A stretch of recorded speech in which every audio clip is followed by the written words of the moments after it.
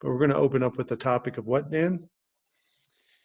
Well, it's leading the relationship, but Steve and I were talking about this the other day, and and we got onto some women really don't like that term, like leading the relationship or leading her, and so then we got onto, okay, so how do you describe it differently, or how might you describe it differently?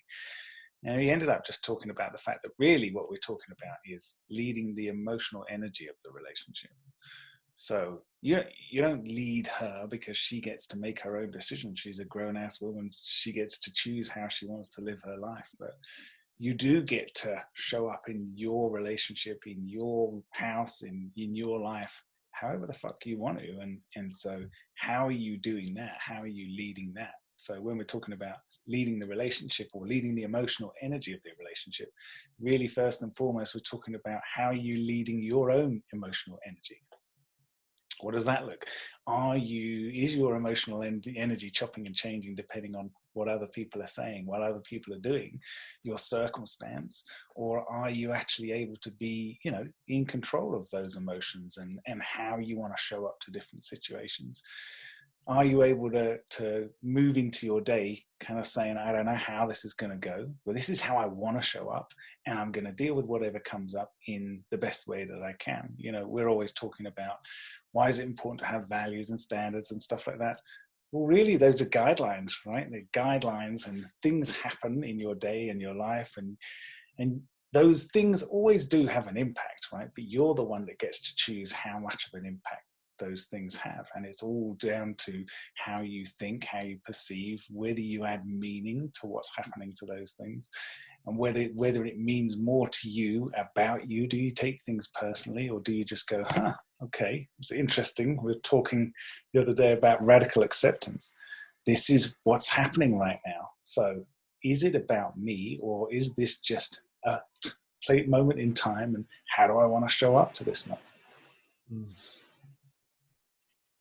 So without using the L word, lead, which smacks of dominance and being a dictator, being controlling and smothering, and all those words that we get accused of, leading can be construed as something that's better than or superior because she's crazy, right? So the non-crazy person has to lead the crazy person. So let's come up with different words. Forget leadership. We've used the phrase emotional weatherman. And let's just forget her for a minute. Let's talk about Monday morning with 4 kids all having to get up and get dressed and get clean and get breakfast and get out the door. A lot of guys say, it's a shit show, man. It's a shit show every morning. And then I can never pack a lunch, right? And so the moment he gets out of bed, it's already mostly cloudy with a strong chance of rain inside the house. It's because the energy that he wakes up with is mostly cloudy with a strong chance of rain. The emotional weatherman understands that people tend to follow his lead. When I am light and happy and carefree and not reactive, it seems everybody else is better. Amazing, it's a miracle. You have to want to. There's 2 things that have to happen for you to be an emotional weatherman for the family, and that is to set the tone. 2 things have to be true. You have to want to be that because you dig being that.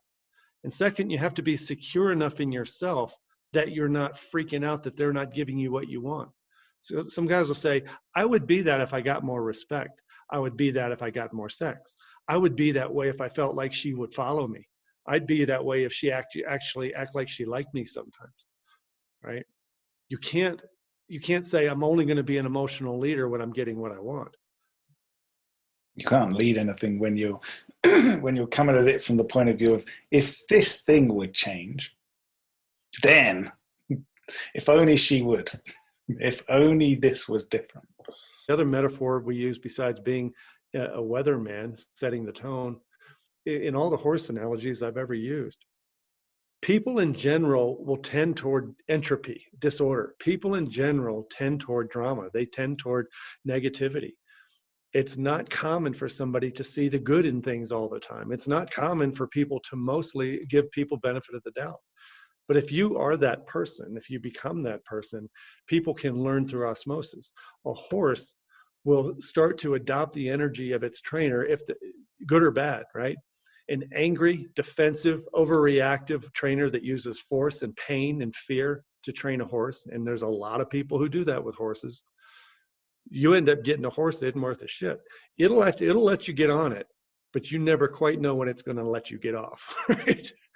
Right. When you're with a horse in the different way, when you're leading the emotional energy, what you lead is an energy where what you expect of yourself is calmness. You see the process, you understand its fears. Nothing rattles you, nothing gets you off center.